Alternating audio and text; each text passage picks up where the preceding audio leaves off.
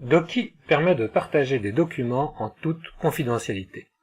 Voici une démonstration générale, l'offre est présentée sur le site. Une fois reconnu, je me retrouve dans Doki avec mes droits personnels. Comme vous le voyez, je suis dans mon environnement profession libérale, et voici le nombre de documents par catégorie. Je choisis Gestion. Doki m'affiche une ligne de description par document de cette catégorie. Je peux trier selon la valeur des champs en cliquant sur les têtes de colonne.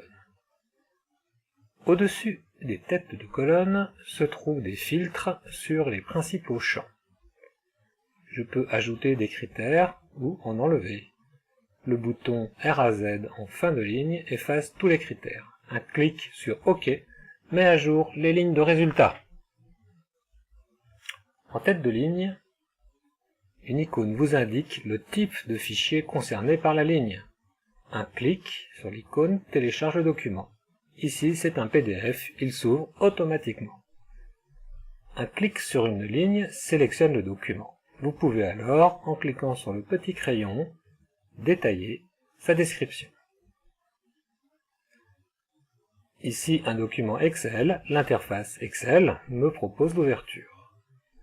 D'autres boutons permettent d'afficher la description, de détruire, de recharger la page ou d'envoyer le document par mail.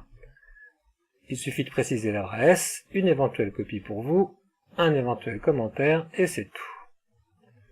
Vous disposez aussi de commandes de navigation dans vos résultats et de la taille de la sélection actuelle. En haut à droite, un bouton affiche l'aide. Un clic sur une ligne en haut de la page vous emmène directement au paragraphe qui vous intéresse. Si vous êtes administrateur de votre groupe, vous disposez de la commande Mon compte. Nous voulons ajouter un utilisateur. Comme vous le voyez, c'est très facile. Vous choisissez de lui donner tous les droits sur quelques catégories, vous supprimez l'insertion par fichier et par scanner, vous nommez ce nouvel utilisateur, un clic et c'est fait. Son login et son mot de passe ont été créés. À tout moment, vous pouvez réintervenir sur les droits. Par exemple, on ajoute à notre dernier utilisateur le droit d'insérer des fichiers pour une catégorie de documents.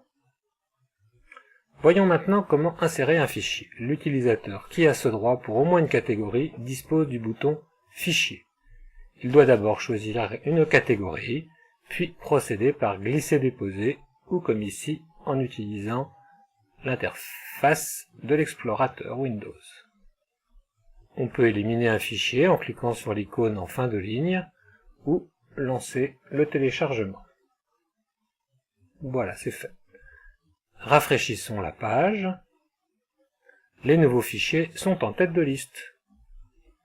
Ils sont en rouge car les champs d'indexation obligatoires, il y en a, ne sont pas encore renseignés. Un clic sur le crayon et je peux compléter la fiche d'indexation. Vous remarquez que Doki propose déjà un titre grâce au nom du fichier d'origine.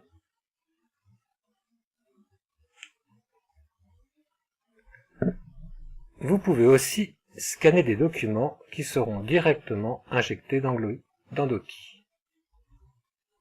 En cliquant sur Scanner,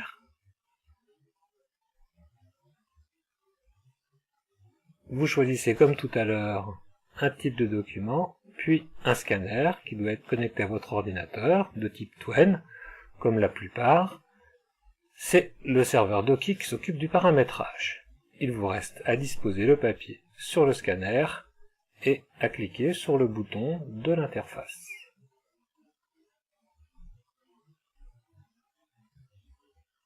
Voilà, la page se scanne et l'image est déjà dans Doki. Revenons sur cette dernière phase.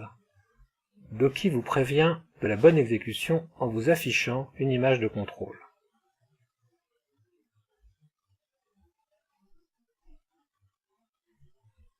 Voilà, revenons à l'affichage de la catégorie. La première ligne indique la description de l'image que nous venons de scanner. Elle est disponible pour les autres utilisateurs habilités, où qu'ils soient sur Internet. mais je peux modifier la description, comme tout à l'heure, c'est ce que je fais.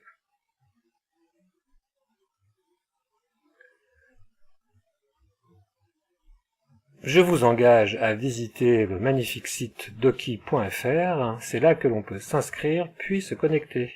Vous y trouverez la description des différents bouquets de catégories, PME, profession libérale, artisan, association, comité d'entreprise, groupe de travail.